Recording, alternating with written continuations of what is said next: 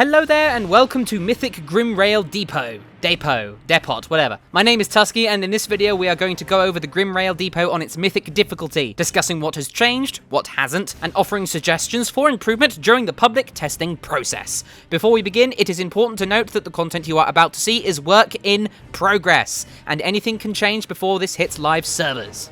So this first pack, this didn't seem all that different from Heroic, everything was just going fine. I made sure to CC that Grimrail technician there because I know he has like a stun and is just generally annoying. So we're just killing things here, happily going along, and then out of nowhere, you'll see in just a moment, he breaks free of my CC and stuns us using a chain lightning that takes off about a third of our health, which was quite surprising, but I'm able to heal up quite fast, and I would like to see that chain lightning hit much harder.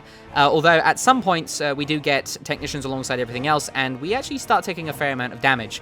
And at one point an Iron Star activates, and wow, that's pretty nasty. I'll show you that in just a bit, but generally this trash is just fine.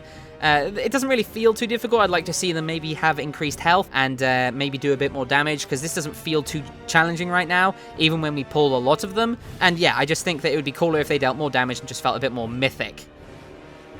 So right now everything's going fine, except at one point here you will notice we get stunned by one Grimrail technician and we take a lot of damage, and then he tries to start the Iron Star, and at one point he actually succeeds and it just about kills someone.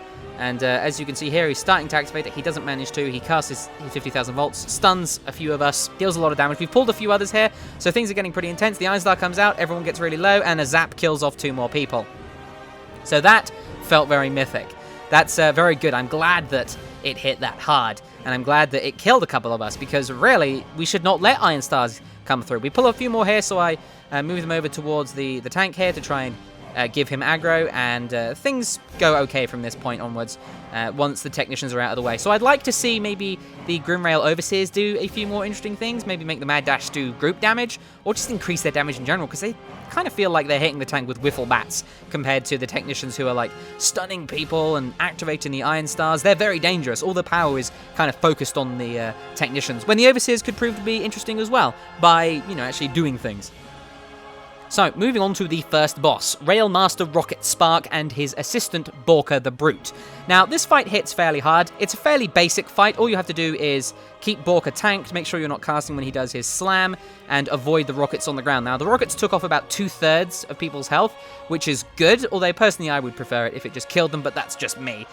So, everything is just fine right now, and the missile barrage that he does also hits fairly hard, but with a good bit of AoE healing, I'm able to keep everyone alive for long enough for Borka to do his dash, which interrupts the Railmaster. So in terms of new mechanics, I would like to see, first of all, I'd like to see an Iron Star in this fight, because I mean, they're all over the place in the room leading up to this place, so why not have Rocket Spark like activate an Iron Star at the beginning of the fight and then have it roll around the room, and if it hits someone, it either kills them or like stuns them and deals loads of damage and increases the chance that they get hit by a rocket because they're stunned or something, or increase the damage they take. It would just add a new element to the fight to just have an Iron Star kind of rolling around. Additionally, I'd like to see Rocket Spark's rockets actually leave fire on the ground once they explode. Not the barrage that he does, the missile barrage, but I'd like to actually see the rockets that he does, the target eliminator ones, to leave fire on the ground, which would limit the amount of room you had alongside the Iron Star that I suggested, which could make things very interesting. As it stands, the only real intense part of the fight is near the end when Railmaster Rocket Spark gets a few stacks of his aiming and the group takes a fair amount of damage, but I just pop a cooldown and that's all fine. So I think that by adding a couple more mechanics that limit the amount of room you have in the area would be very good. So moving on, you have these bombardiers, the guys with the grenades, and they actually seem to throw them a little bit faster, and the missile seems to travel faster, which is good. Increasing the skill limit here by decreasing the amount of time it takes for the bombs to explode is great. But other than that, this is fairly easy. They don't do too much, they don't hit very hard, and even the bombs themselves aren't all that nasty. You have plenty of room if you use your area smartly, so it's not too much of a big deal. I'd like to see maybe the bombardiers have some kind of melee attack that they use on the tank, or maybe a cleave or something. They seem to have this double slash that hits fairly hard, but I think their melee attacks need to be buffed a bit, because really they're not all that dangerous. The only time they're a threat is when you're not engaged with them and they're just throwing grenades around the place. So then you have the cinematic that jumps you into the actual Grimrail itself, and the group actually pulled while I was watching this. I wanted to see if anything was different. I highly doubted it, but I just wanted to be sure, and they actually started pulling without me, although everything was fine. So as I spawn in, I notice that the group has run off without me, and I start moving over there. As you see, the Death Knight tank, who is very well geared and is doing really, really well. Did everything fine there. I can't really comment on that group, other than it didn't manage to kill a tank without its healer. So I'm a little bit disappointed about that, although it is a Death Knight in very good gear. So moving on, we now have all of these Gromcar officials, and it really didn't feel like anything was dangerous. In Heroic, the shrapnel kind of cone that I believe it's the... I'm trying to figure out, it might be the Bombardiers or something like that. Not the Bombardiers, the Incinerators. When they do that, it tends to be very dangerous, especially if you get multiple stacks of it, but I didn't really feel it in Mythic mode. So I'd like to see maybe that do a tiny bit more damage, although the only time I really felt like there was a lot of damage coming out is when these boomers used that cannon barrage that they used there. That dealt quite a lot of damage to the group, and I'm glad it did. I'm glad that they have some abilities that actually made me think about healing, as opposed to just standing there and occasionally throwing out a piece of damage. But yeah, I think that this group is okay. Maybe a little bit more damage, and it might be good.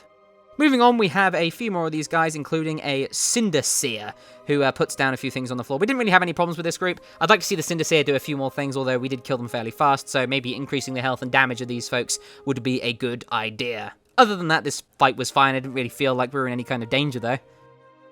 Now, we move on to this next pack, which has the Shrapnel Blast, and they are coming from the Gunners, that's right. And we actually take a heavy amount of damage onto the Enhancement Summon here because she stood in the Shrapnel Blast, which I'm glad it deals a lot of damage, although it didn't really seem to hurt the tank that much, so maybe I'm just going a little bit crazy. But this is where things get interesting because we accidentally pulled a second group. So at this point, I start popping my cooldowns to try and keep everyone alive because there's a lot of damage going out. Things get very hairy, but we do manage to get through it, which is a bit of a shame. I do say I'd like to actually wipe to things like this when we pull too much. I'd like for that to actually be an issue, but really it seems like you can just pop your cooldowns and you'll be alright. So we just AoE all these guys down, and then it's only one more group, and then up to Nitrog Thunder Tower, who is the second boss. Now, Nitrog himself uses abilities just like the Trash. He has the grenades that knock you up, and he has a Cannon Barrage, which deals damage in front of him. But other than that, he doesn't really do too much. I'd like to see him maybe do another kind of Trash mechanic, maybe with the Shrapnel Blast. That would be kind of cool. But in terms of new mechanics, I think that a big part of this fight is that it's very static. Once he runs off to his cannon, it's not really... I mean, you go to a location and then you only move a little bit. I'd like to see these kind of pillars, which you hide behind, be actual, like, interactable in some kind of way. Like, not so much with us, but with the boss. Like, make his constant cannon fire onto one of these pillars actually start whittling it down and eventually destroying it entirely. That would be really cool, I think, because it would actually make this fight much more interesting, because you'd only have a certain amount of pillars. Maybe not make it go so fast that you run out of pillars really fast, but it would actually stop you because, as you can see here, I just park myself behind this pillar, and I never really move unless a slag blast comes in and it's on top of me. But I'd like to see the group be forced to move around because one of the pillars is about to break, or is going to break, and then it doesn't provide cover anymore. So I would definitely like to see that become a mechanic. But other than that, the only thing I'd say is remove the bloody roof so that I can angle my camera upwards and see what's going on, because most of the time it's a bit hectic.